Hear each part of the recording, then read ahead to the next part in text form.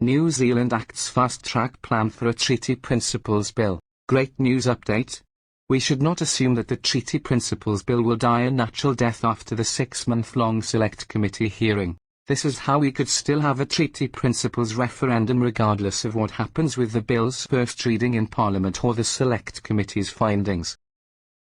Over the longer term, this political process is really fantastic for David Seymour's ACT Party and the country at large, because it should build sufficient momentum to start the ball rolling towards achieving a successful binding referendum. This would be great for New Zealand.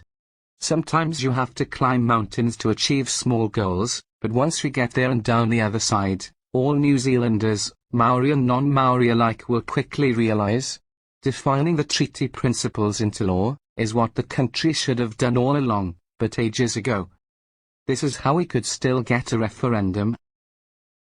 1. The bill may well come to a short-term pause after the select committee hearings. 2. But thanks to the select committee process, the ACT Party will have a draft legislation with excellent fine-tuned treaty principles, which they can of course then use to draft an appropriate referendum question. 3.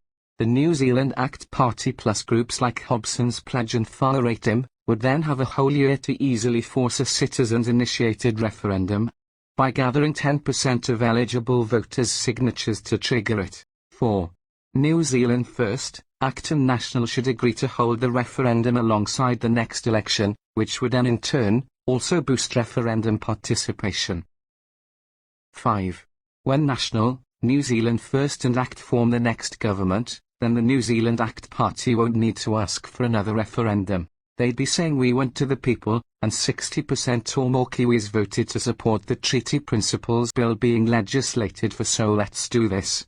At that point, all parties concerned would probably happily agree. This way, David Seymour's ACT Party keeps the issue alive for the rest of the term, and leaps into the next election with the referendum under its belt. This would of course be great news for New Zealand and one further step towards uniting the country together, with one people, one vote, and one flag. Fingers crossed, we should all prepare for a referendum, sooner rather than later. Thank you for listening.